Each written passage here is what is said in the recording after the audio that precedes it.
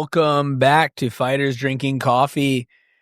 Today it's just the two of us. We're gonna talk about some stuff. Just the two of us. Yeah. Remember that song? Oh, I remember that song. Just me and you, just the two of us. Anyways. But so we're gonna talk about some current events, some stuff going on in the world of jiu-jitsu, and actually, so Scott, you were just at IBJJF Chicago. Yes, A whole lot of shit happened there. One, you winning. Yes. So, I mean, that's cool. Yes. We should talk about that. But I mean, I know there was somebody died. So yes, we'll also talk about that. Tragedy occurred. We won't we'll just go with what you saw. Sure. We won't speculate on anything. I happened to be around there when it happened. Yeah, you saw some stuff, so we'll just kind of walk through kind of what Scott saw there. But we won't try to speculate on what happened or anything. Yeah, because we don't know. We don't know what happened. Yeah. Outside of what Scott saw. So we don't know Happy the to share what I saw, but details, finer details than what. So. Yeah, you want to be respectful of the. Yeah, we're not going to try tragedy. to guess what the underlying causes or if people are at blame or whatever. We won't go that far. Right. Scott was not involved. No. I just happened to be around when some things were happening. Yeah. So, so Scott, let's walk through your competition, kind Sure. of, the stuff around it, and we'll start there. Okay. Yep. So, okay. All right. What is today? Today's the 16th. Last weekend, I went back to Chicago Open again. I did it earlier this year. Last time I did my age belt weight class. I'm Masters 2. I know I don't look like it, Mike, but I am Masters 2. But this go around, I when I registered, I put my name down to Masters 2. It's my division. I had a really good bracket last time. Some tough competitive guys. So I was like, all right, cool. This is a good division. Chicago's got some talent, some good fighters that age group. So let's see. Let's run it back. But there was one dude who was in my division, and then for a week or two or something like that, after I had registered in M2, homeboy moved divisions. So I was by myself, and 8 days out or whatever the cutoff is, I forgot what it was for the IBJJF, but approximately a week before they give you the notification. They're like, hey, it's the last day to move divisions, to make adjustments. So go in and do your thing. So I'm looking and I'm like, there's no one here. No one in my bracket. So I'm looking around thinking, I thought about going up a division, a weight class rather. Anyways, to summarize, I decided to go down to M1, just go down one age group. And there was a dude in that bracket. So I'm like, all right, there was only one guy in my bracket before. There's one guy in this bracket. This seems to make the most sense. So I was like, I'll do that. Thankfully, this guy, any other thing, when you have one person in your division, you got to fight. My sister lives in Chicago.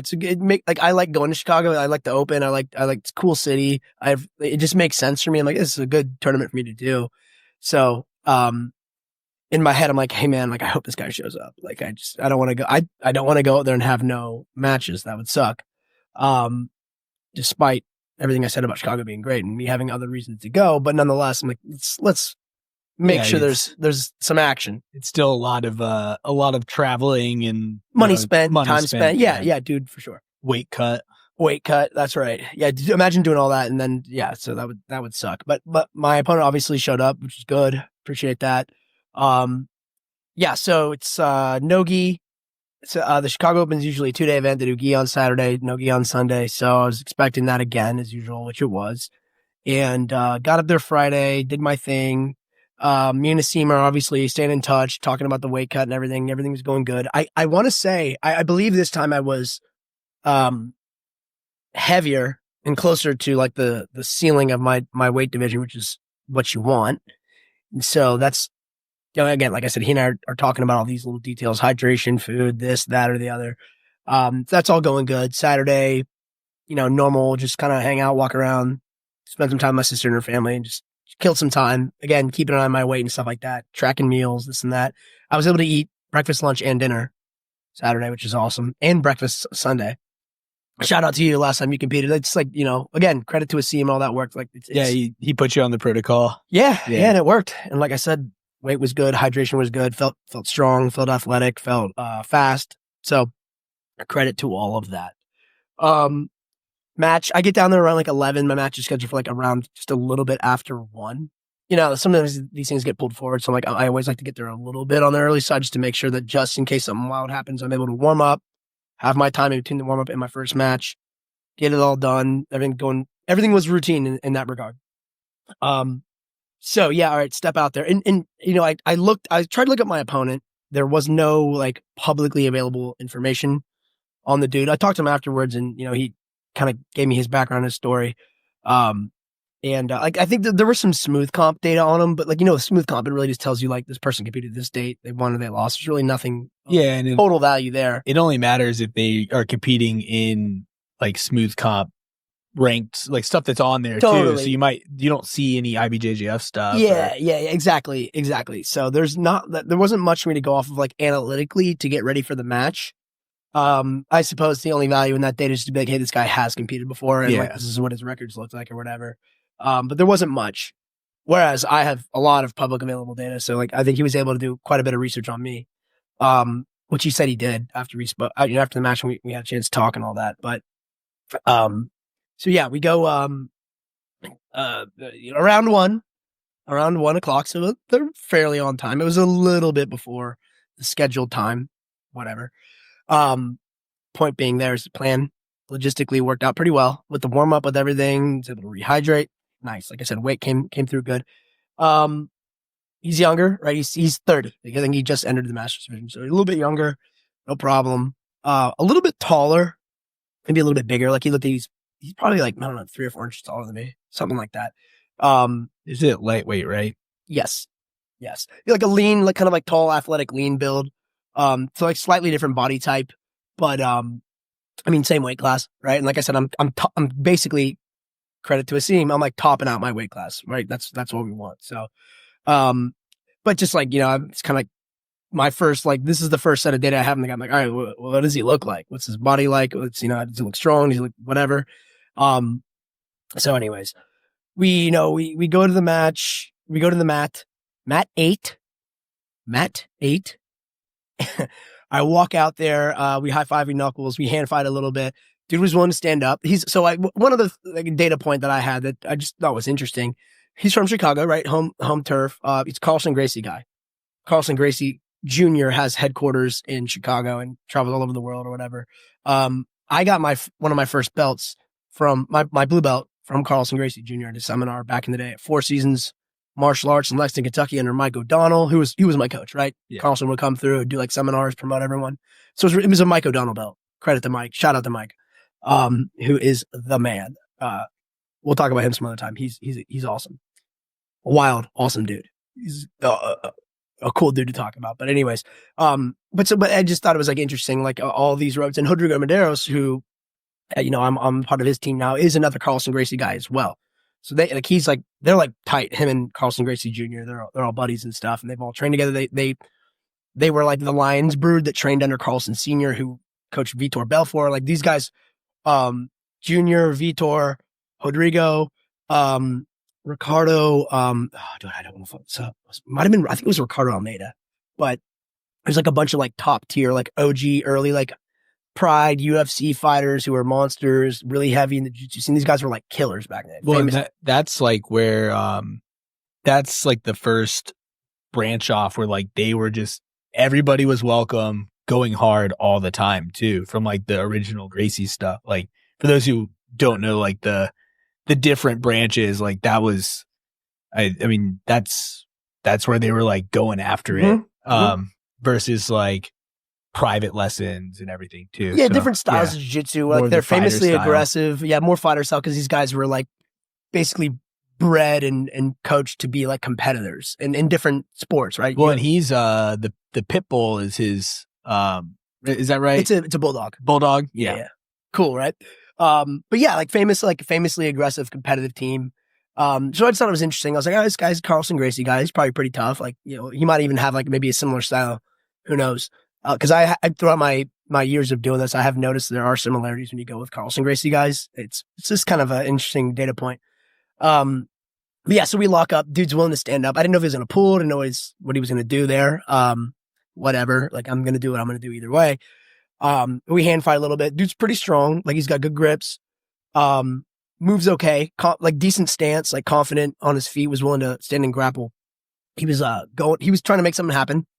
And in the midst of like our hand fighting, I'm able to shoot in, and I get access to his leg, single leg, drag him to the ground. Cool. All right. So it starts off there. We hit the mat. He's able to establish his guard. I'm in his closed guard for a second. And like I said, like a little bit longer, like a longer build. So he's trying to work some different guard setups. After the match, when I talked to him, he said that like his guard is kind of like this is like his home base. That's where I like to be. So he was trying to make some stuff happen. And I was just sort of like suffocating the guard, kind of standing like tight, compact, kind of moving, like almost like digging into his guard, just framed out. So he had nothing really to get a hold of.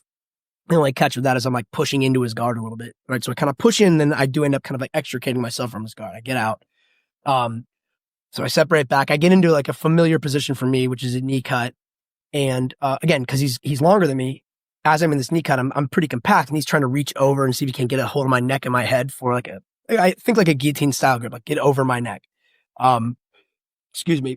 And so as he's working to do that, and I'm neutralizing that attempt for him to grab and pull my head down, I'm able to like get in real tight, underhook the other side, and just drive through for like a heavy knee cut, really close quarters to the core, and just kind of pushed right through, which I practice a lot too. So that was kind of like the what I would say, like in summary, as I go through all of this, it was a lot of like bread and butter stuff for me, which is cool because like I practice these things a lot. So like when it's nice to see the stuff you do all the time actually get executed well, it's kind of, I liked it. Yeah, when you smoothly get through your A game, essentially. Yeah, exactly. You're just like, hey, like this, yeah, it works. But so anyways, I drive through the guard, I pass, I get into side control, and I'm pretty quickly able to work into like a higher position in side control up towards his frame, up towards his shoulders and his upper chest and neck, which is also, again, where I like to be when I get through someone's guard. I'm in side control. And as I do that, I'm able to like, because of the way I'm configuring and doing what I'm describing, I'm able to like push his elbows high as well, both of them. And so I have him in this position where I'm able to like pressure with my hip that's closest to his right arm and really push that elbow high and high and high, thinking I can be set up like a darce from that side, from the hip, or exploit the far side arm, which my upper body is also kind of encroaching and driving that elbow high. So think both arms are like exposed upwards. His neck's there too, of course.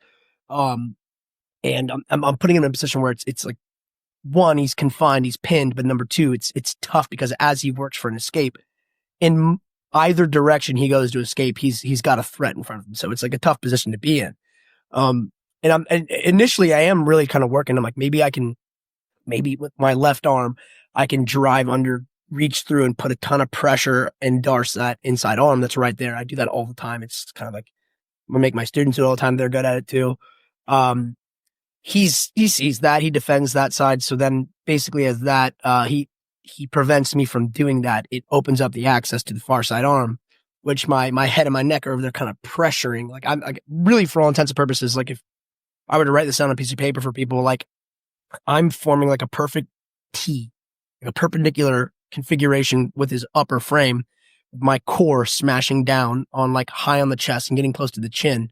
And I just walk that way. So both arms are there, but it's like, I'm relatively balanced. So my upper body, my neck and my right arm in this case can fight his far side arm. So there's like a 2-on-1 of it. He's got to deal with my head and my neck and my arm on his left arm. And on his right arm, he's got my left arm and my hip and my lower body putting pressure on that. So there's a 2-on-1 in some form to both limbs.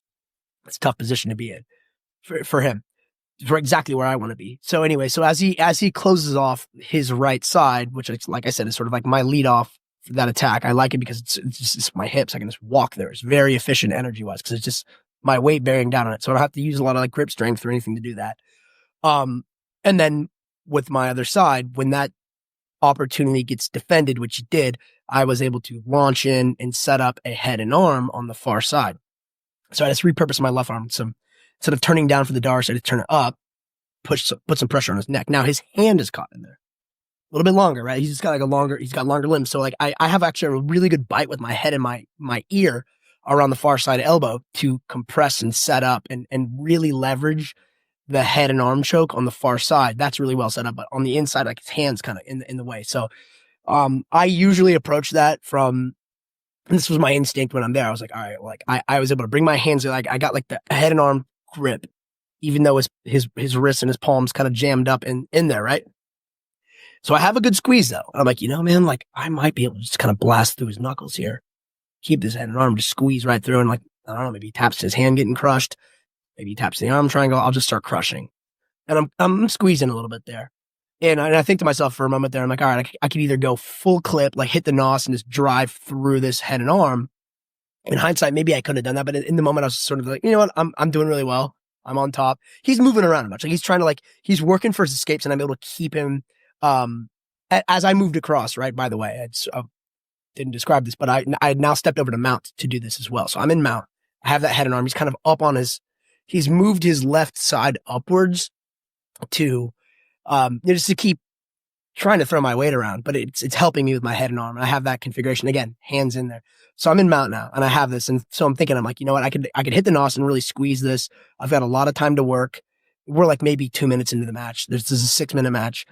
And I'm working from there, and I'm like, you know what? Like, I don't need to force this right now. Like, I've got time. Why don't I just get like a clean submission when I see it? I've got mount. He's trying to score my mount a couple times, and I can keep it. I feel really confident in position, so no need to rush it. So he's there. And as I said, I'm cranking a little bit, but I decide to I let go of the arm triangle. I keep the head and arm in there. I just let go of my grip, and I'm like, I'll keep pressuring this. Maybe I can make an adjustment here. He kind of tilts the other way, moves that arm. Really more of his hand is freed up now. Okay, so at least that's out of the way. I still have like a bit of a head and arm like extension here. It's kind of like what we drove this morning. I was basically in that like mount position where we're on top, we're squeezing the head and we're like elevating the arm. Yeah. I don't actually have the head and arm choke set up anymore, but I have the isolation. I just have the isolation. So exactly. So I'm like, but I feel good. I'm like, all right, you know what, man? Like I'll keep working. Like I have tons of things in front of me, no problem. We're there. He keeps trying to move around, as he should, to try to escape. And I just, like I said, I'm able to retain mount. I feel like I'm in control here. I then just basically abandoned controlling his head. And so like my left arm, his head's here, my right arm's here. I've got his arm. So like in my frame, I've got head and arm. I just say, fuck this. I go over to I move his head out of the way and just go straight arm. Now it's 2-on-1, upper body, both my arms, grabbing his arm. And from there, I decide I'm going to attack this arm. I have it extended. I'm like driving my head and my frame, my shoulders through, pushing that arm straight. And because he's a little bit longer, I have more territory on this arm to attack. So this favors me now. I take my left leg, I slide it across his face. I extend down the elbow, inverted armbar, which is another thing for me that like I do it a lot in training. So it's like right off of my mount, series. And so it's, again, like I said, bread and butter stuff for me. I drive in, I have a really good grip, right? Like, just below his elbow. There's a ton of pressure. I'm squeezing in, taps out. Cool. Thumbs up, success. Dude tapped out just in time. The arm's not messed up. Arm gets raised. Yippee. Won the division. Just one match. Good match. Good competitor. And, like I said, I was pleased just to go through and do my job, do everything textbook. It worked. We walk off the mat. We talk a little bit. I tell him, hey, Carlson Grace. I kind of like, once we do our job, now we can kind of bro out a little bit. So you're friends now afterwards. Yeah, we're good. Yeah, we're good. The job's over. Yeah, good kid. He's young. What he was telling me was he's competed before. It's been a while. He's trying to get like his get into like the run of doing like black belt circuit, like IBJJF style tournaments. So he's like a little less experienced than me. I'm talking to him, just whatever. When I'm broing out, then maybe we're sharing feedback basically. He's like talking, we were like kind of breaking down the match. He's like, what was going on with X, Y, and Z? And I was answering that, and I asked him a few questions and this and that. We're talking.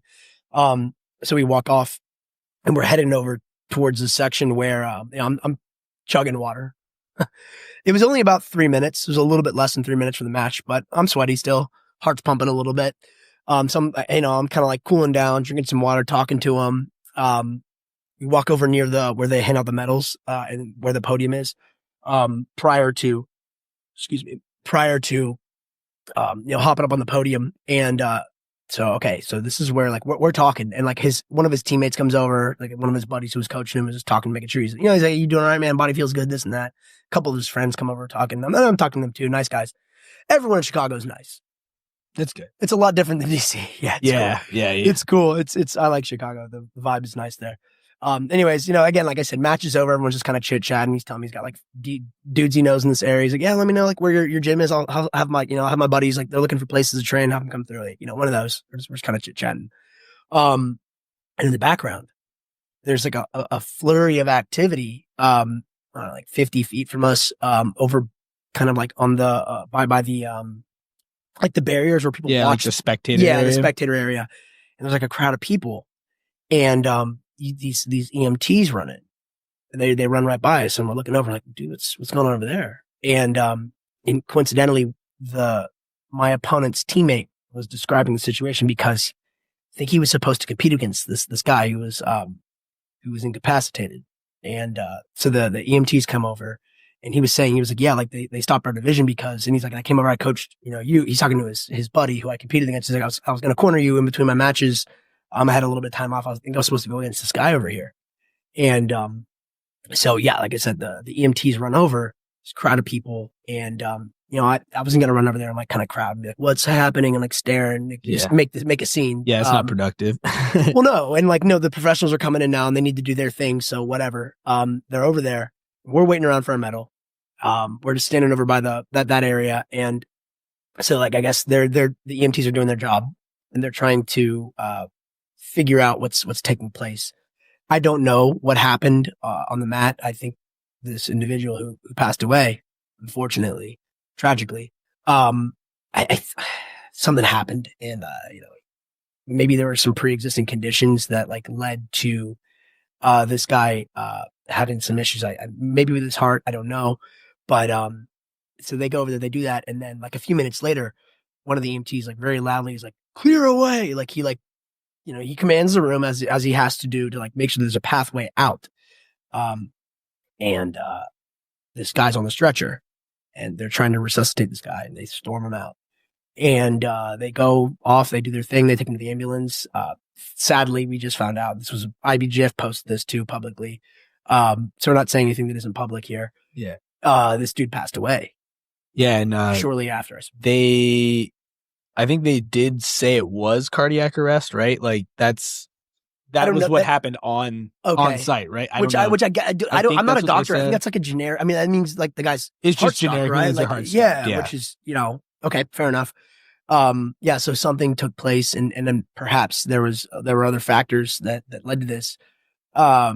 Anyways, I think when we were talking about kind of bringing this up, and just like I happened to just be right there. That saw it. I didn't see much, but I just saw there was a situation. Kind of, we were bringing this up around like the safety of this sport. Like it's an intense sport still. Well, and like that kind of thing can happen to anyone. It doesn't even have to. There doesn't necessarily have to be a specific event that occurred. Like that shit can just happen. Like it can happen in gyms. Like I've heard a lot of stories of like from gym owners where.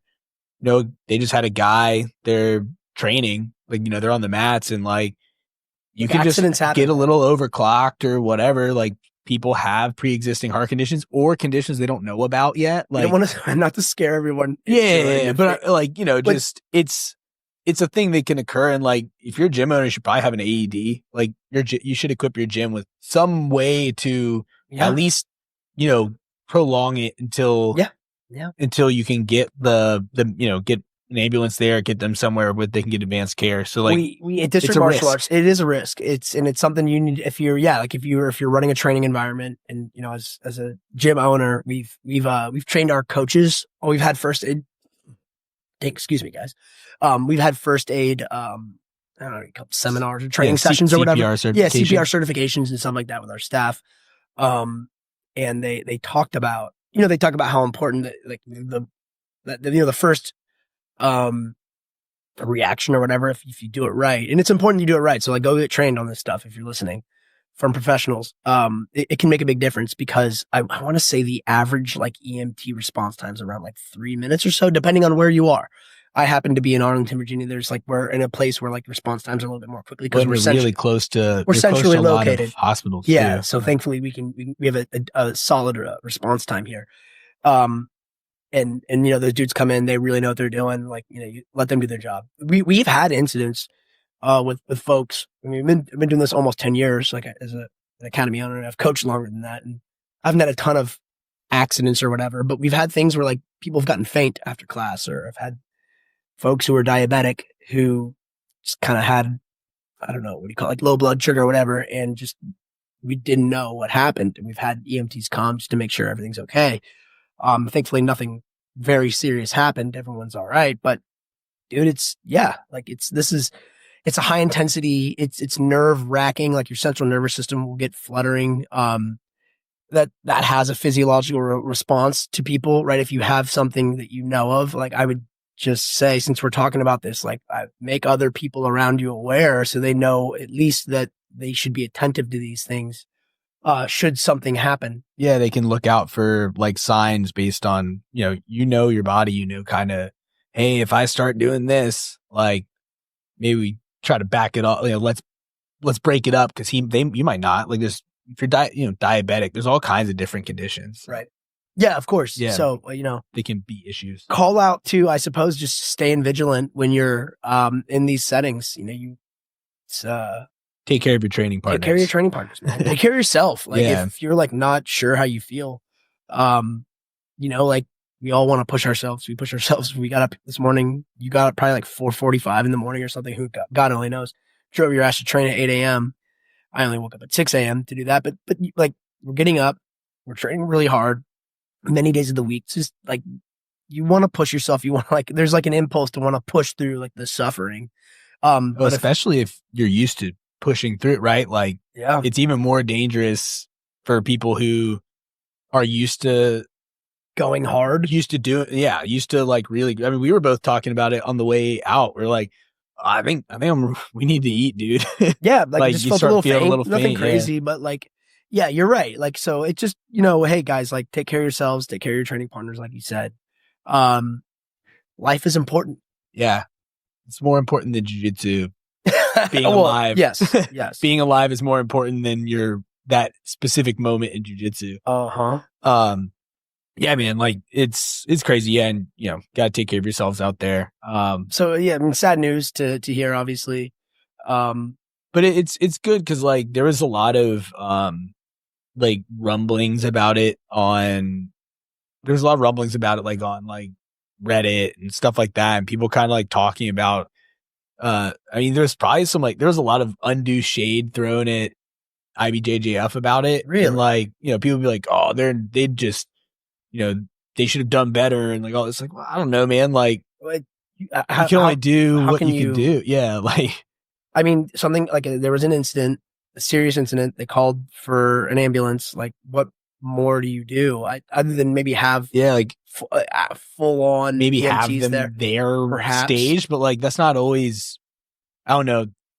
That's very easy to say after the fact, right? Because it's not always plausible to have them staged to go especially in like a city, like they got other shit to do too. No, yeah, like, these guys are responding to calls all over. I mean, Chicago's a massive city, man. Yeah, probably a lot of the time when people have EMTs on site, it's usually an off-duty EMT that is working outside of their capacity as an EMT. It's basically they're basically moonlighting for these events, kind of doing this as a private citizen, right. Like getting paid to do like kind of like overtime work. Yeah, they're getting it's contract stuff. Yeah, and they may not have the equipment that like when they're in an ambulance and they're working and they have an ambulance that's packed full of like more they're not there with their ambulance all the time. Yeah. Like the Virginia Open, there's a couple guys that work it that they're off-duty EMTs. Like that's what they are, but it's not like they can grab you and throw you in an ambulance because the ambulance isn't there. Right. So they have to respond like any other I'm with you. Yeah. So I mean, that's wild. It'd be great. Saying that. It'd be great, but at the same time, it's not necessarily the most like the logistical answer. It might not be possible or whatever based on wherever they are. Who knows? Or hey, maybe it is possible. Maybe they will do that from now on. I don't know. And it would be nice for something like this to not ever happen again, of course. I mean, it's just possible that they had in the past, the coverage that they did have has been sufficient, and you can get kind of you get comfortable with that, and then Yeah. I mean, Yeah. look, I've never heard of something like this happening before at a jiu-jitsu tournament. I mean, no, accidents are pretty common. I just say accidents is such a general word, but like things happen in tournaments. And so, yeah, stuff happens. I think like there's an expectation that you have to have medical professionals there in some capacity. But yeah, like to this extent, like you said, this is an extreme extent, a loss of a life. Yeah. Well, anyways, yeah. We're sorry leave to it hear at it. that. We're sorry to hear it's our unfortunate. our thoughts, our prayers to the families and the people impacted by this, of course. Sad news. Yeah. So anyways, tournament ends, got the medal, ate some food, came back. Sick. What was your Oh, what was your favorite bite? Yeah, I want that post fight meal, man. All right. So the place I was staying at, happened to be like walking distance to my favorite cheeseburger place in Chicago. Fuck yeah. Oh yeah. Oh yeah. It's this place called Small Cheval. And if you are from or aware of the Chicago area, it's like a famous burger place. There's a restaurant called Au Cheval. Cheval, I think, is horse in French. Sure. I think it is. We'll roll with it. Whatever. Because at first in my head, I was like, isn't that with cheese? I think O is like with, and then I've been taking Duolingo French for a while. I should know this, but it's like cheval is horse. Whatever. Well, yeah, because but in my head, I was like, chevalier would be. I think that's like cavalier. Yeah, cheval is horse. Yeah, cheval is horse. yeah. Shout out to Duolingo. We'll go with it. Believe us. But at first I was like, I think it means with cheese, but cheese is fromage. Whatever. Yeah. So it's not with cheese. It's like something involving horses. Oh no, was this horse burgers? I don't. Yo, can't rule it out. Horse meat, you get jacked, bro. That'd be kind of nice, right? Thoroughbred meat. Yeah. Dude, Natural TRT. I like allegedly. That. But so I ran over there. This is like around like 3 or 4 in the afternoon. I had like some eggs that morning. I think a little bit of meat, but I needed to eat. So I went down there and hammered a boiga.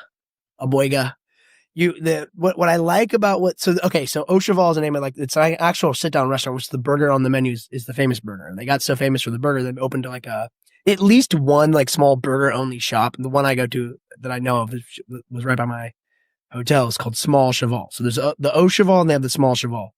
I don't know how many locations they have, but this is the one that I've gone to a bunch of times. I run down there. They do like a basic, like almost like it's smash burger-esque. It isn't a smash burger. You get a double cheeseburger. They have like a house sauce, which is obviously awesome. Good, just a straight up American cheese, nice bun, dude. I, of course, add bacon. They have like you can go, it comes with pickles.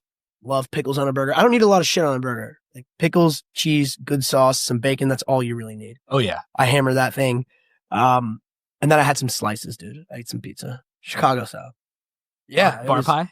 Chicago bar pie, like tavern style, or did you get deep dish? Thick, deep dish. Deep dish? Yeah, like the gluttonous.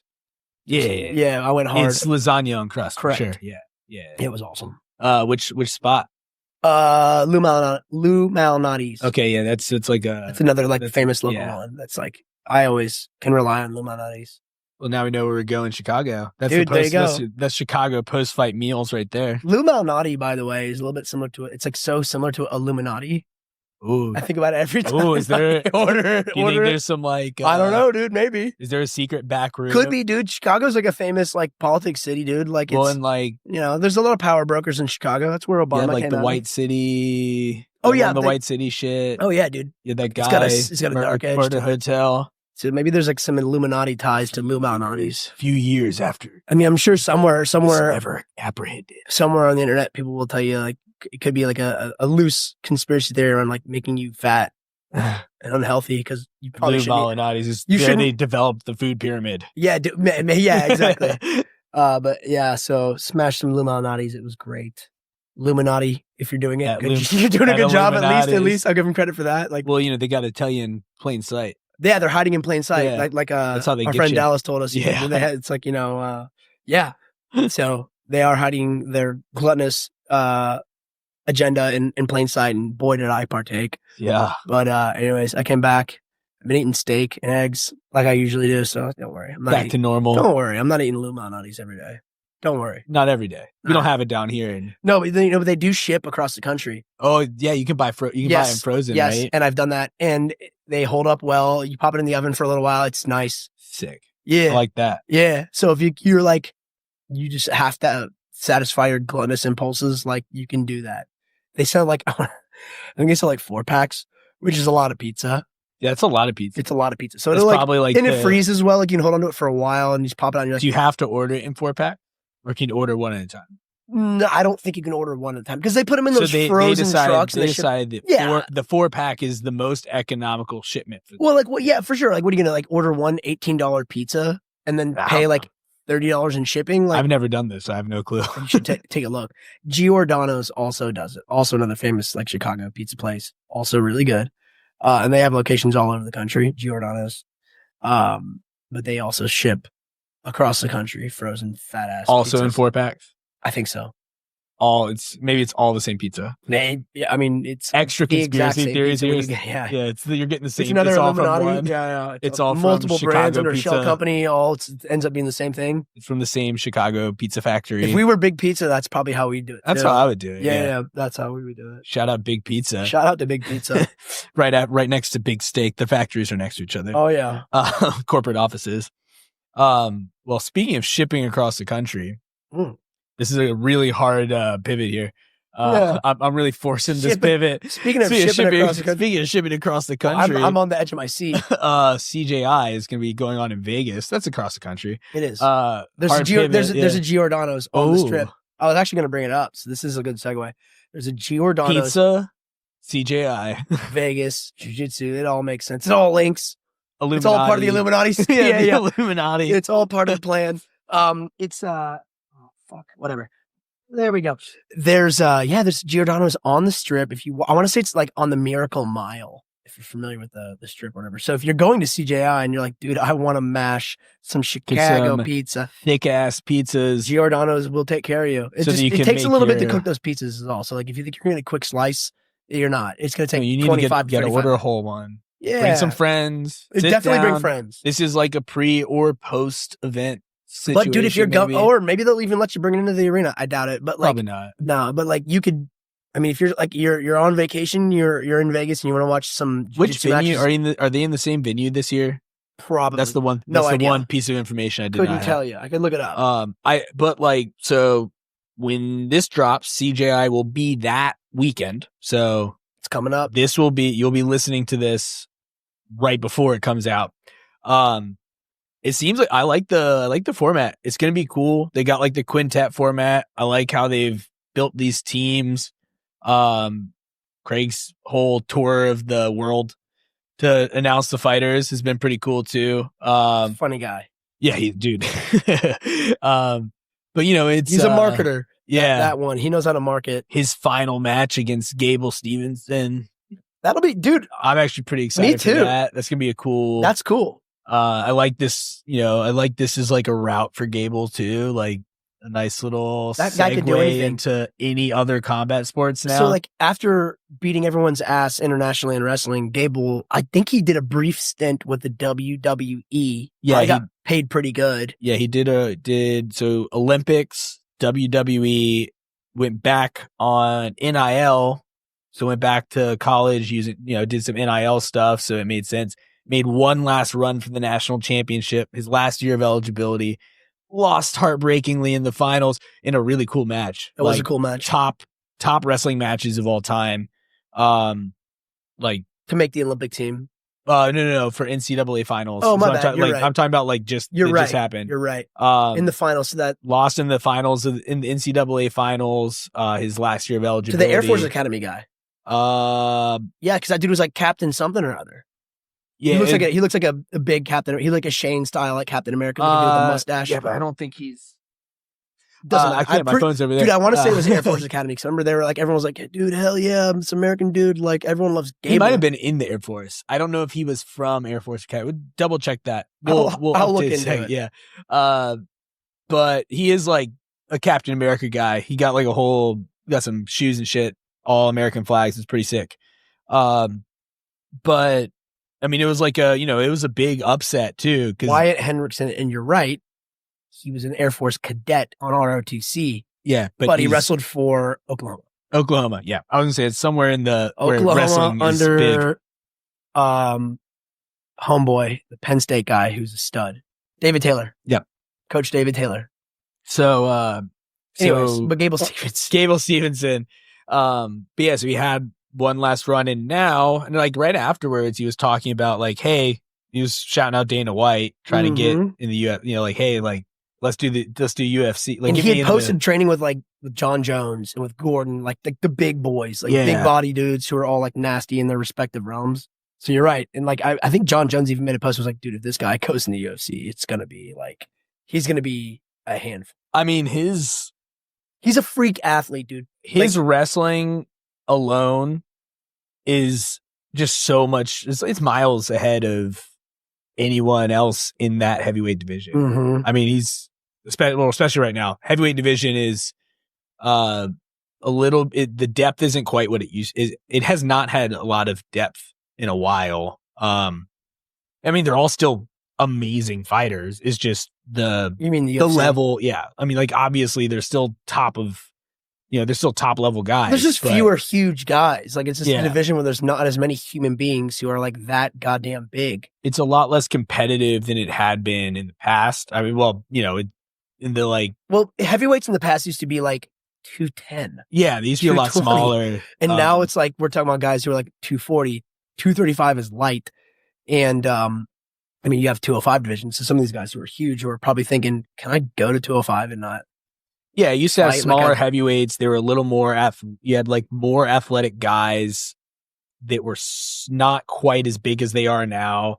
But like the Cain Velasquez, JDS, like Junior Dos Santos era, like that was probably like you had more guys, and then you kind of got into Stipe. Yeah, like you had a little more big names at the top, and now I think you kind of have a smaller roster. It's been like the same couple guys fighting for the title. Like that's more of what I'm getting at, is just that.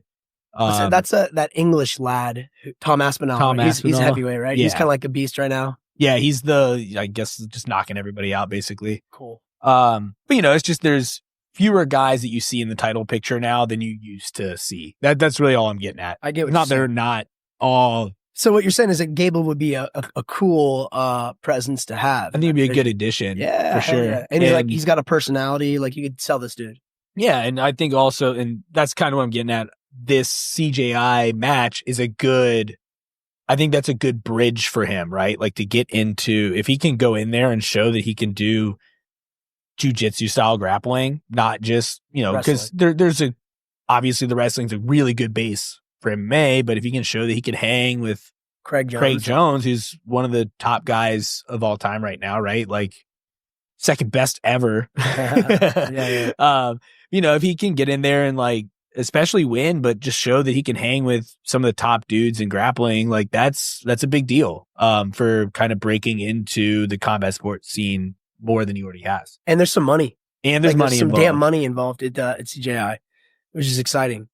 I know last year they did the $1 million for 2 divisions.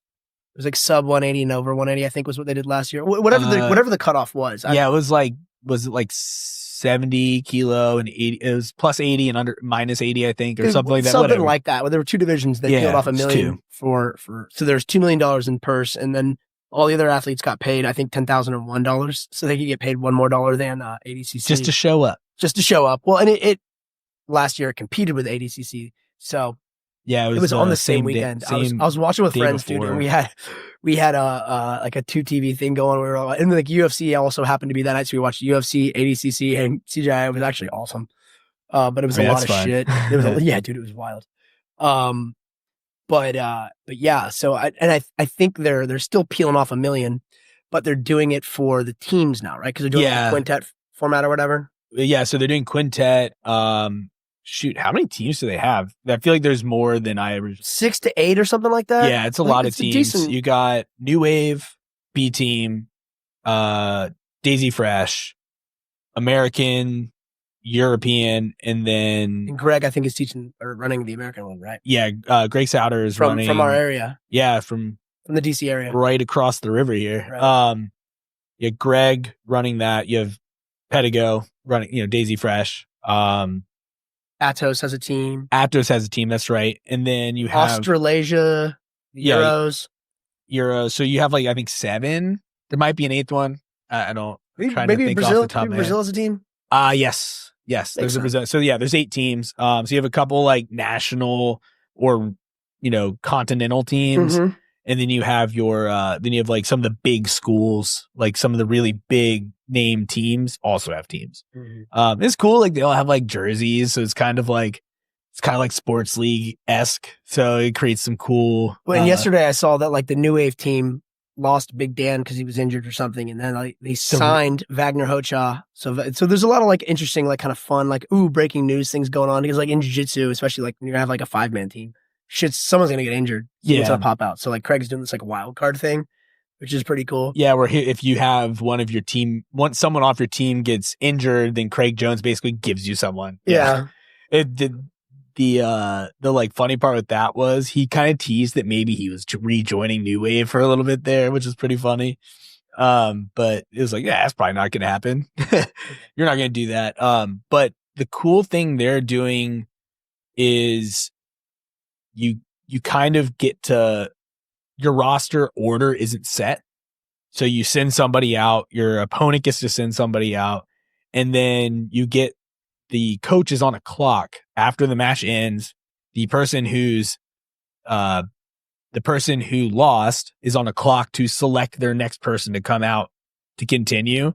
So there's some strategy involved based on that as well, which is really cool.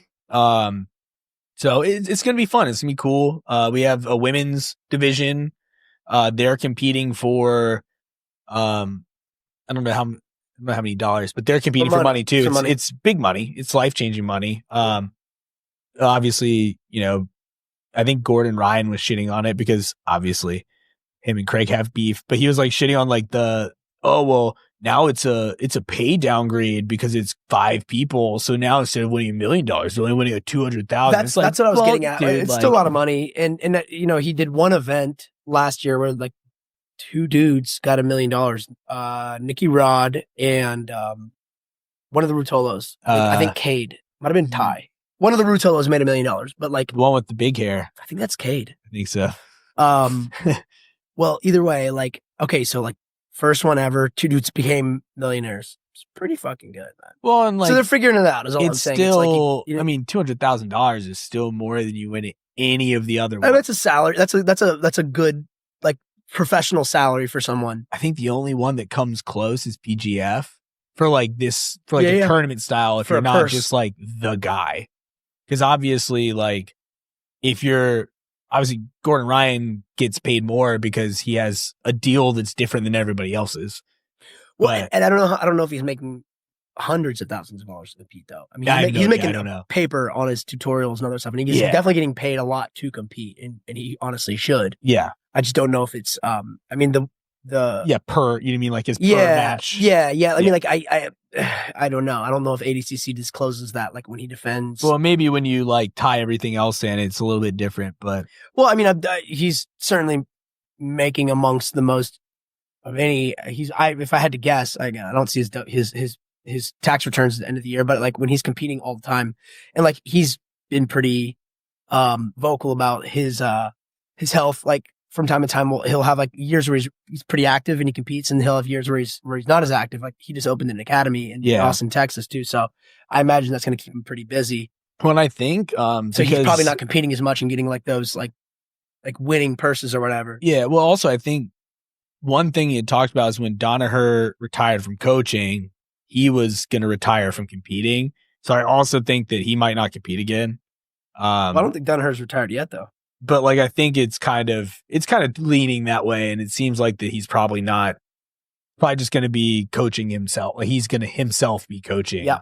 And that's where he's going to continue to get paid. Yeah, like I think he's just probably figured it out. He's like he has nothing to gain by continuing to compete at this point. He's also been pretty vocal, and I only think he's like maybe he is 30 or 31 or 32. Like he's in his. I think he's like around. I mean, he's younger than me. He's like maybe just turned 30. Right. Then he's like I've listened to him, on podcasts, and like he's talked about this, which is that he's like, I can keep my athletic peak well into my late 30s, early 40s. He believes that. And I believe he probably could, especially in jiu-jitsu, because like we've seen guys do that. You've seen guys like in their late 30s, like Wagner, for example, like in his early, maybe even mid 40s, and is still like dogging it out with the top dudes. Cyborg too. So I believe he could do that. But like you said, like, is he going to do it? Is there going to be an opportunity, or has he just? I mean, what more does the guy need to prove? Simply put, so it's. I mean, He it's needs kind to of like prove that his tummy doesn't hurt anymore. Well, we'll just find out what he's gonna do. Is all I'm saying. Yeah. Like if he's, cause maybe he's just like, dude, I need to beat everyone's ass for like 8 more years. He's like, I beat your all's asses. Like I did it. So like now I'm gonna become like a multimillionaire on other things because he loves making money. I don't blame him. I don't blame him, and like he should. But all I'm saying is like maybe that's his next thing. He's like, I want to become like, I want to honor John Donner. And I want to become one of the best coaches I can be. Yeah, I mean, maybe that's his thing, and it makes sense. Like I get it. He doesn't need to do it. He has no reason to prove it. He has nothing to prove anymore. He maybe has like 1 or 2 matches to get back.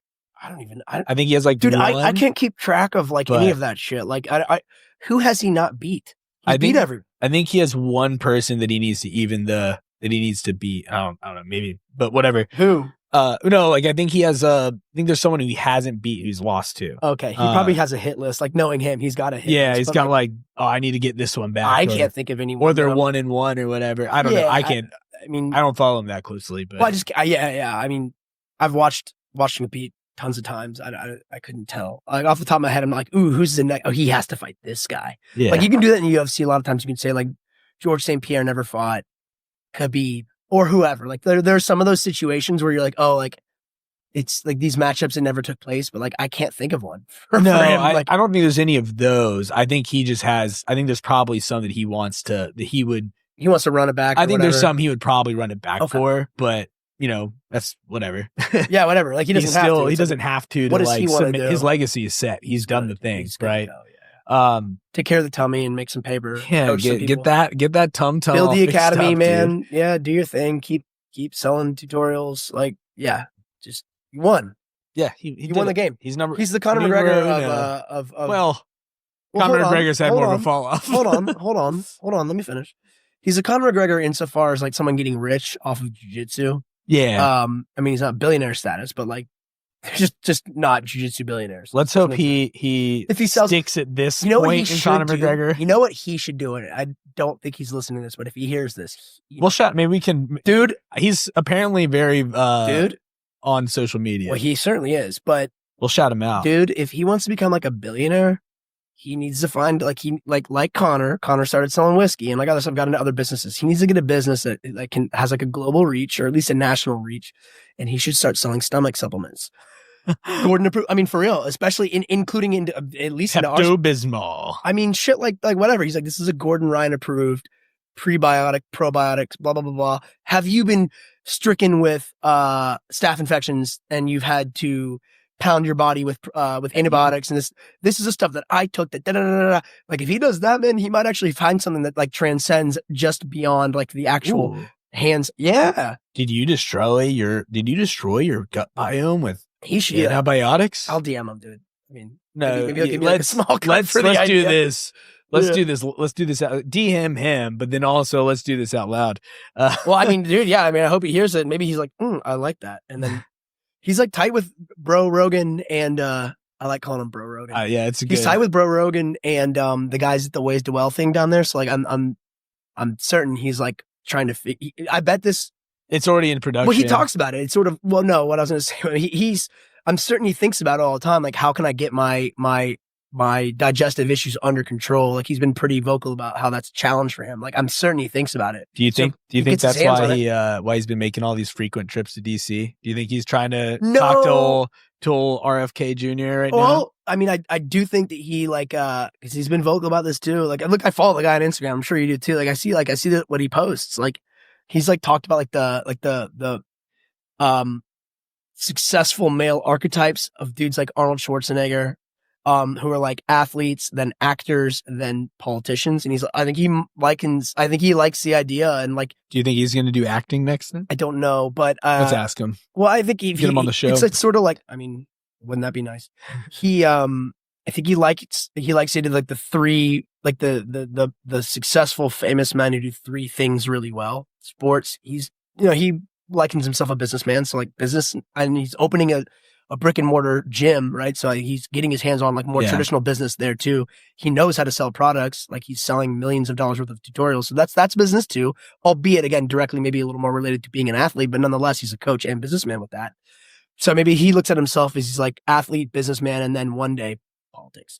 And with this current administration having very publicly being like into like tough guy stuff. They love like Trump loves the UFC.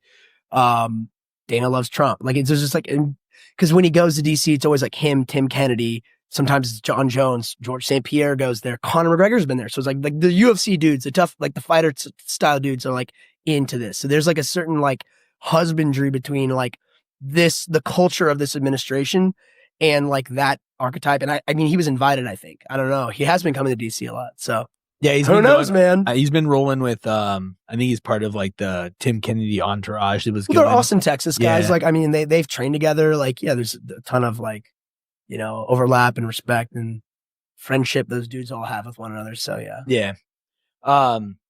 Yeah, so CJI. Any ideas? This will tangent a lot. Whatever. Any idea? Do you have like a favorite, like, dude, team wise? It's interesting, man. I mean, obviously, look, like New Wave is nasty, so I wouldn't be surprised. I mean, they're not putting out Gordon. I don't think Gary's doing it. I think a lot of their it's a little broken up, it seems like. Well, I mean, they brought in Wagner, right? Yeah. He was an outsider, but he might be the most experienced competitor on that team. I haven't looked at the roster. But I wouldn't be like that. But that, just knowing that John Danaher's at the helm there, they're going to have a plan. They're going to have a very smart, well prepared. I mean, they have an incredible training room. Some might say even the best in the world. Like they're going to be a top contender. Oh, absolutely. Atos dudes are all very experienced. I think they're lighter weight guys. I think it's what's his name? Whatever. Like I think the bigger dudes in that team, I think are going to have a hard time against the bigger dudes on like a New Wave, for example. You can't really count Atos out, but I think the New Wave roster is a little bit tighter than them. The dark horse team for me, dude. I mean, by the way, I'll be pulling for Greg's team.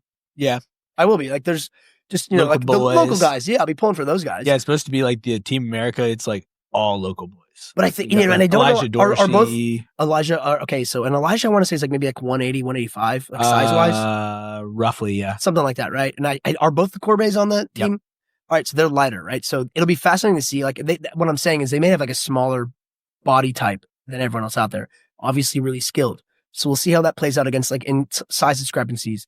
I think the Australasia team, dude. Oh, with yeah. Lachlan Giles, and like they've brought in, like, dude, those are... It's mostly Australian guys. They have like some like sneaky freak, like dangerous dudes on that team. They have and Fabricio Andre, I believe. They have recruited.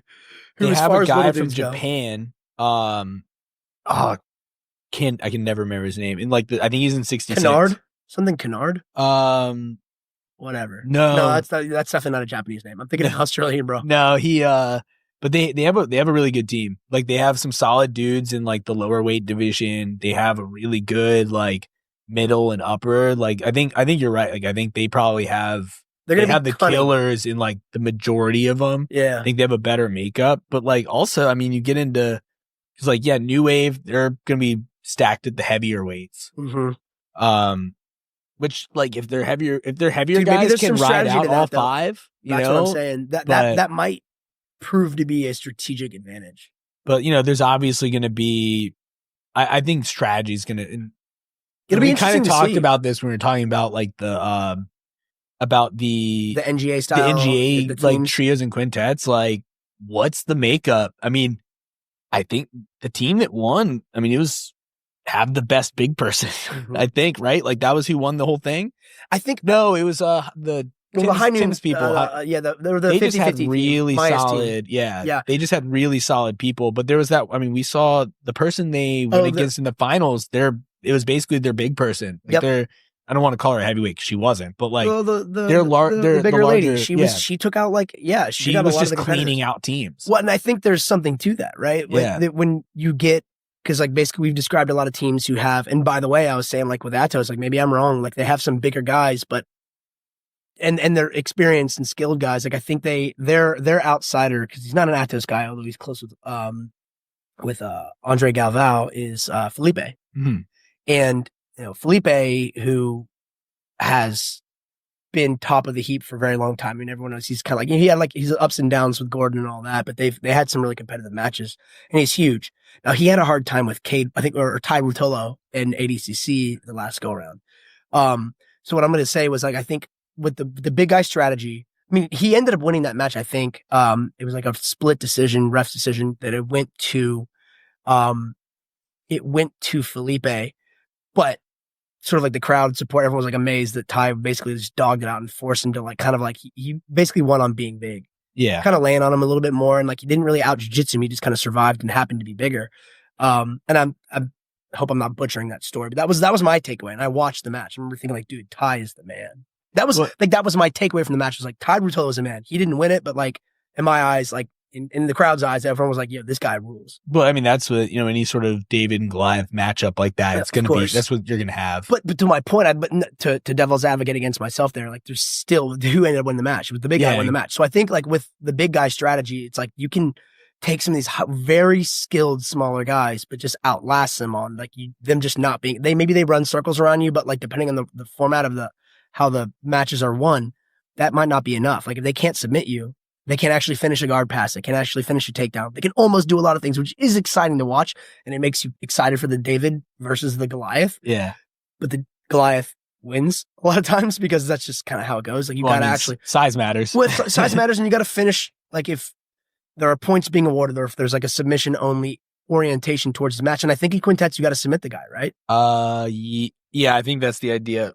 That's what it's supposed to be. That's the idea, right? Yeah, that's the ultimate goal. It could end up being that having like a heavy dominant team, they can outlast some of these littler dudes who might be on paper, quote unquote, more skilled, but if they can't seal the deal and overcome the size, but they'd be so skilled that they can overcome the size barrier. Yeah. And if they don't, it's gonna favor the big guy. It's probably going to come down to when you have those like teams that are more stacked on the smaller end, like have the better competitors that are smaller. It's probably going to come down to like who you send out. It's going to be a lot of team strategy. Like, all right, who do we start with? If they send out this person and they win, well, this is who we're going to send out next. Like, I think a lot of coaching strategy is like, it'll be fun to watch, matchups, right? Because and cool. Some of that's going to be, I think it's going to be like on the fly. Like they're going to be making calls as like a football coach. Like you got to make calls. Like it's not just like, oh, like a lot of jiu-jitsu coaching, like when you show up to a tournament in corner, it's like the work's done. Like coaching is kind of like, there's not really a big role necessarily for the coach. You're just there to make sure that like the UFC thing, they don't have to think. Well, and like these guys it's like they either already are capable of doing it or not. And like you can kind of guide a little bit when you coach, but like so much of it is like the work's done as the coach. It's like there to be support. Maybe give them a little guidance before or after in between matches if it's a tournament.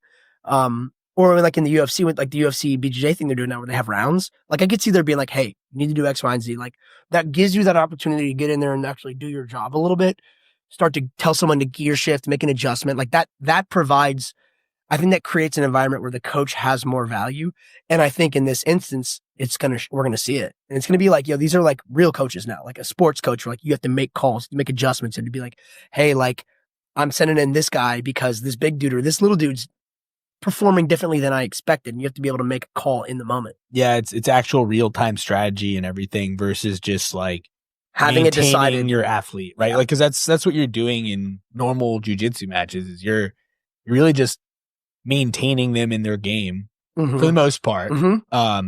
At that point, like in the match. So yeah, for sure. Should be interesting. It's going to be cool. I'm pretty excited for it. I'm going to definitely going to be throwing that on the television. I like that. I mean, that's CJI.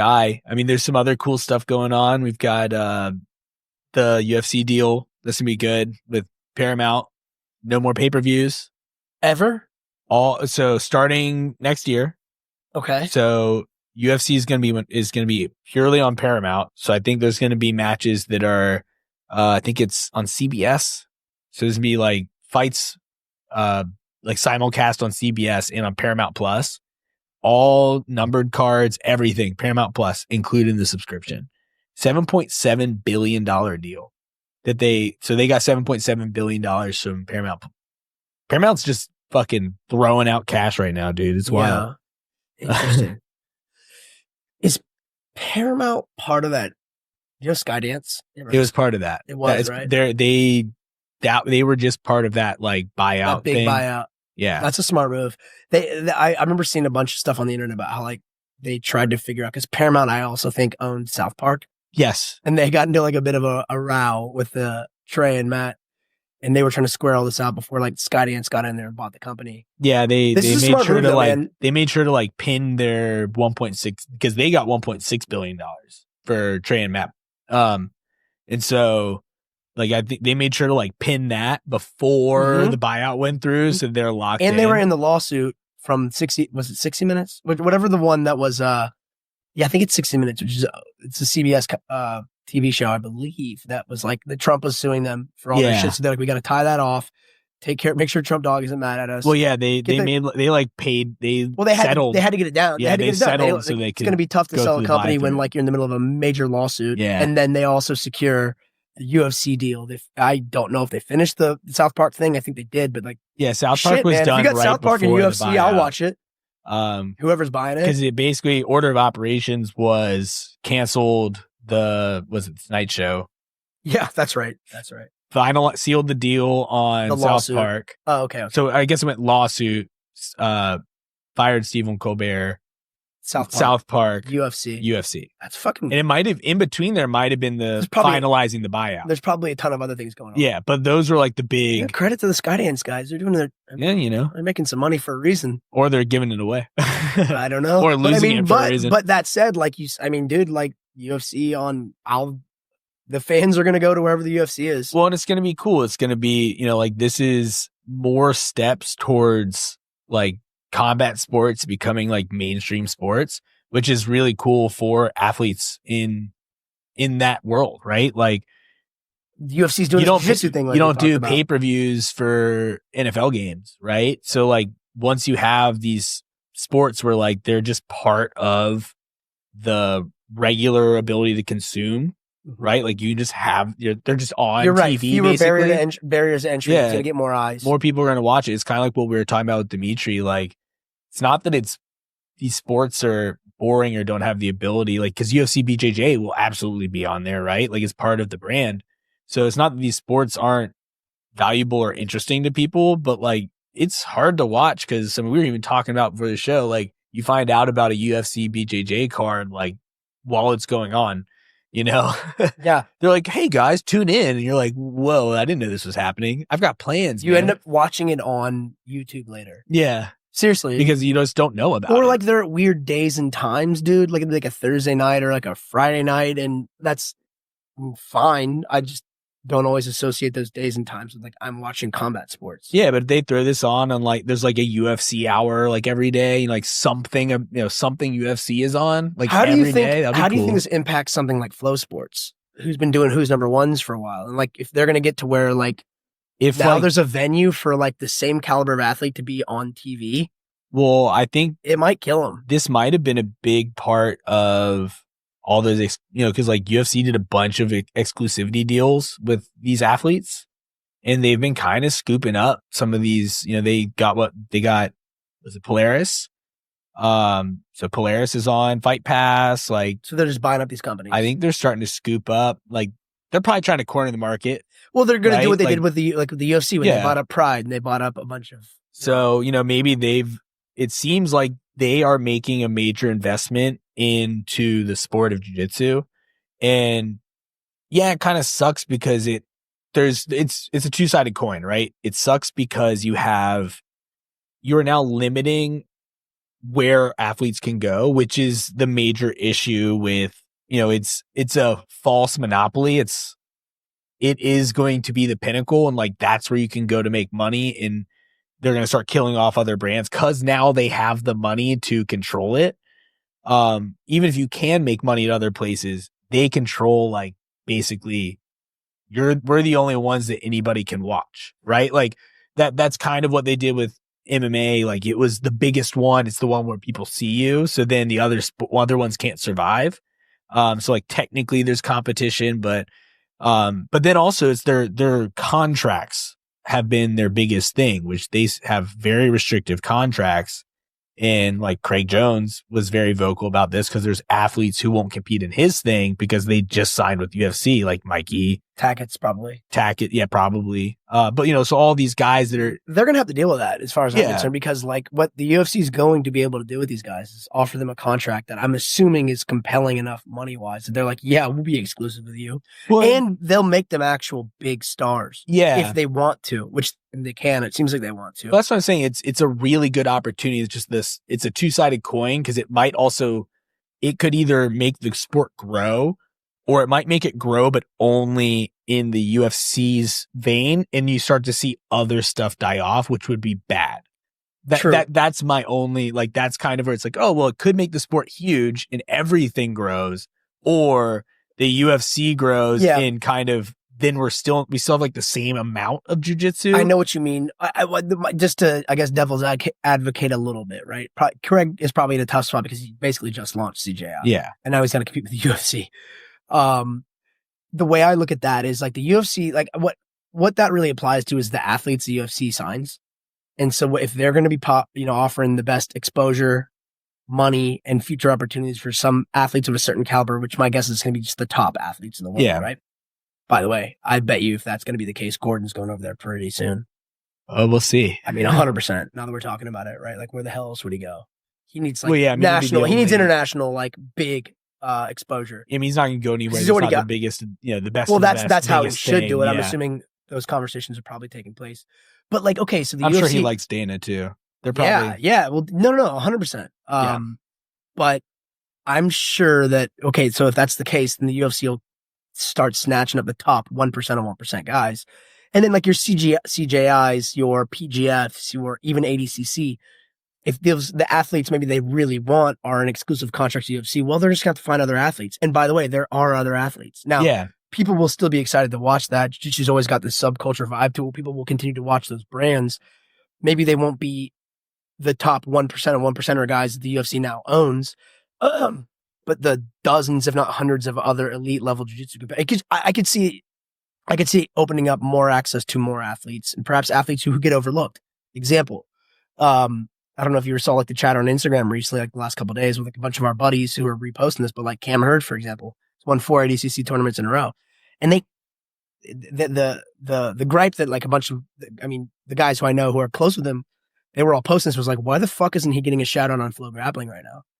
Because they're like, my guess is that someone at Flow Grappling was being lazy and didn't do any research on the event, just picked a couple names they saw. They're like, Achilles Hocho was there, this person was there, and they just, because they pick names, they tend to do that. They write about the same 15, 20 people, because I just think, I don't know, totally guess. Well, and my guess is that he's been part of the winning team for PGF. Like, he's accomplished. It's just an example of like a guy who's just like got overlooked. And my guess is it's not malice. I think everyone's upset. They're like, why aren't you all giving Cameron his fair share, which is valid. Yeah. And he deserves to be, called out for his success.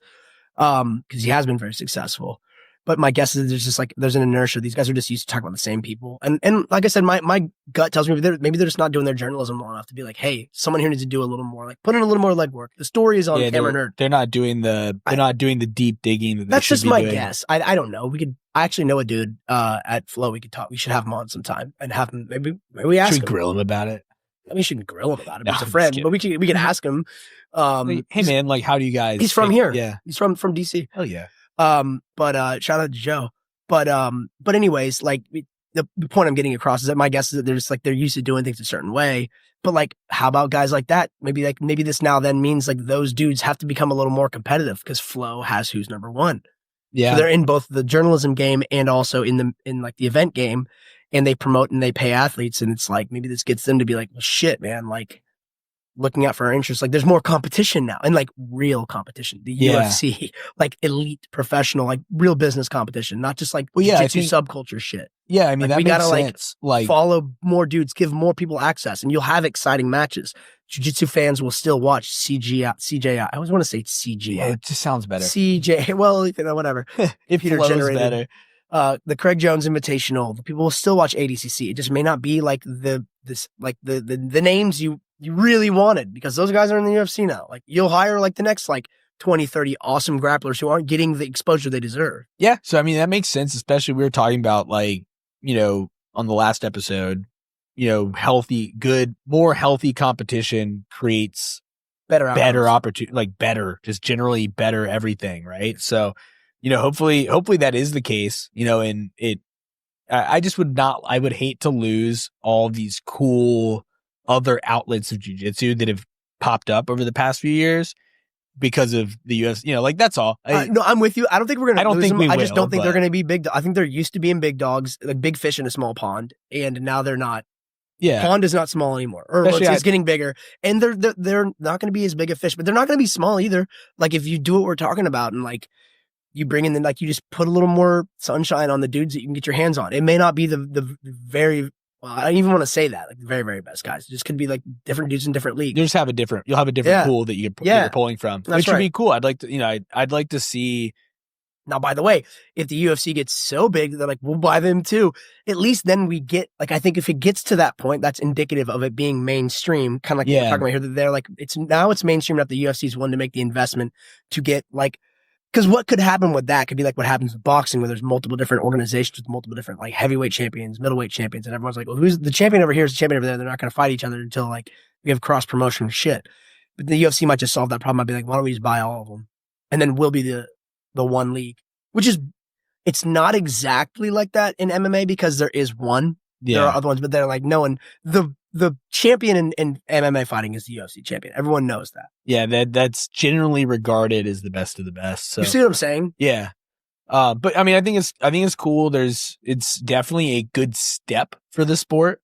I hope it remains overall good for the sport, which it should. But there's always like, anytime there's something like that, there's changed, always man. It's changed. People get nervous with change, dude. And people, I mean, dude, for years we've been hearing everyone like kind of complain about how jiu-jitsu isn't mainstream and this and that. And now it's like actually going to become, like, it's looking like if the UFC continues to do this, they just got acquired. They made that deal with Paramount, like you said, and like, dude, like maybe this is the step where it's moving towards mainstream exposure, and everyone's sort of like, now we're getting it, and everyone's kind of nervous about it, which again, it's just change. That's normal change shit. Well, I'm not like super nervous about it. I would like to see it like continue the right way. That's all. You always have to be, when there's based purely on the UFC's, the way they've managed their, which has been good for them, but the way they've like done fighter contracts and, it's just, you have to be a little cautious about what that means for the rest of it. But ultimately, it should be good for the sport. Like the UFC has been overall good for MMA. Oh, yeah. It's just, it makes the top of the sport, the landscape of the top of the sport becomes a little bumpy because of the weight of like exclusivity. That's all. Like I think that BJJ has more potential of missing out on some of those matches than MMA does. Like, I feel like you can kind of agree that like we're not missing out on any matchups because of these contracts. Cause like the top right now, you can almost pretty much all the top guys are in the UFC right now. Mm-hmm. And I think that there is some, but obviously time will tell. And say time will tell. Well, and some guys might not go into it because they can't do these other things that they want to do. Hey, man, fair enough. Hey, look, to your point though, dude. Like, Tackett's aren't going to be in CJI this year. Yeah. Fuck, I like watching those guys. I'm not sure if the Rutolos are either, but I think they have a deal with one. But they had a deal with one when they fought in CJI last year. One is very because that's done by Tom DeBlas.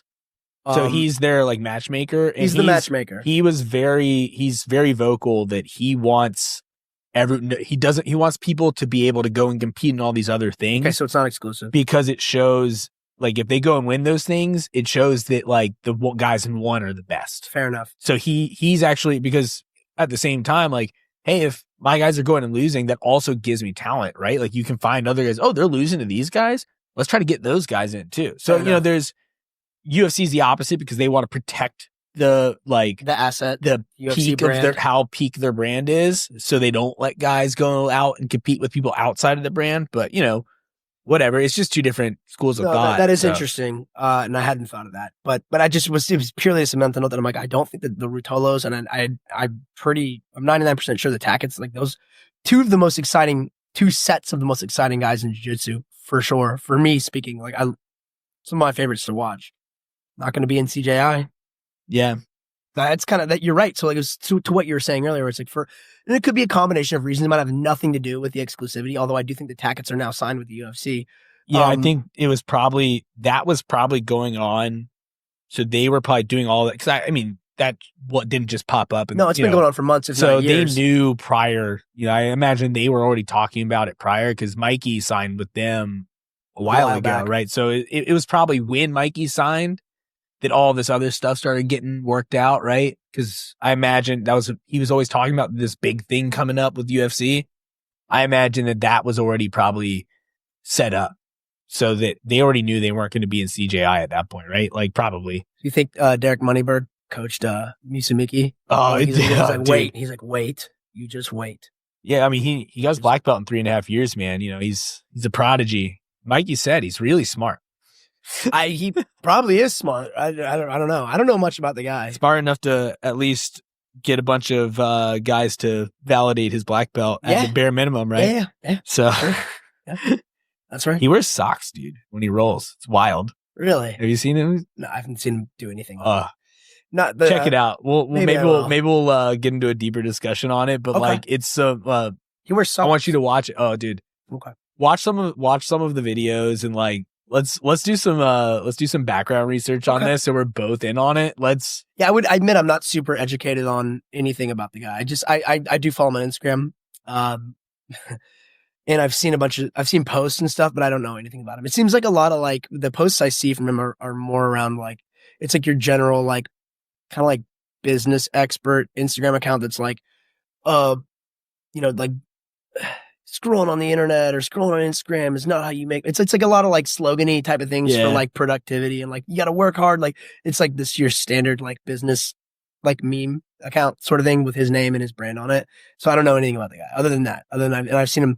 He's talked to a bunch of dudes like elite jiu-jitsu players. Don't know. Yeah. So more to come on. We'll talk about that because I think I also have to do some research. It's pretty fun before we like start deep diving because we're a little far into the episode to like to set the stage. Sure. I mean, I wouldn't even know where to set the stage. Other than I've heard of. Well, I would set it, but at this point, it's just maybe another time to describe it. Yeah, fair enough. I mean, he got his black belt fast. There was controversy to that. He's likened himself on Instagram to being like some big baller, rich guy, smart guy, businessman, successful type. So it's like I think people are getting a little bit of heartburn with like this rich guy. Seems like he paid for a belt. I think know. that's like that's the general background. That's the controversy, right? Yeah, that's the controversy. But he's also but his also part of his thing is he just is selling that he's like smarter and like more efficient than everyone, thus the business expertise thing. So has he applied that to jiu-jitsu? Ooh, questions out there. We don't know. We'll have to research and come back. Sweet Moneyberg rash guards. Does he? They're not sweet, but yes, he has. I'd be surprised if he didn't have rash guards. He made rash guards. Okay. But yeah, so we're up on time because like otherwise this will turn into a 2-hour long episode. I'm with you. So we'll wrap it here. But so yeah, so thank you guys. If you guys have any thoughts, like we'd actually like to hear some thoughts on what you guys think is jiu-jitsu turning mainstream. So like hit us comments, throw those in the comments, throw those in the Discord. For those of you guys that aren't in the Discord, you can join that. We have I'll have a link in the show notes for that. Also follow on our Instagram at Fighters Drinking Coffee. You can also follow Scott and I individually, but follow all of it. Follow everything. At Get Sudsy and it's at Scott Dance BJJ. So come find us. We post things sometimes. We post shit. We post stuff. There's stuff posted on there. Oh, we do. And also on the Discord, we have, some links to some discounts and shit like that. We're working on some cool stuff. We just got these sweet, for those of you who can see video. Oh, yeah. It'll be on the Instagram. We got these sweet tanks, Fighters baby. Drinking Coffee tanks. So we'll be working on some more merch. We got some stuff drawn up for that. So, that we'll post that on the Instagram and the Discord as well as they come up. So you guys can get some cool Fighters Drinking Coffee merch. But yeah. As always, this was Fighters Drinking Coffee. Thank you guys. Like, follow, subscribe, rate, and review. That's the biggest one. All those things help get us in front of more people, help grow the show. And the more people that are watching this, the better it'll be. As always. TCYL, bye. Love you.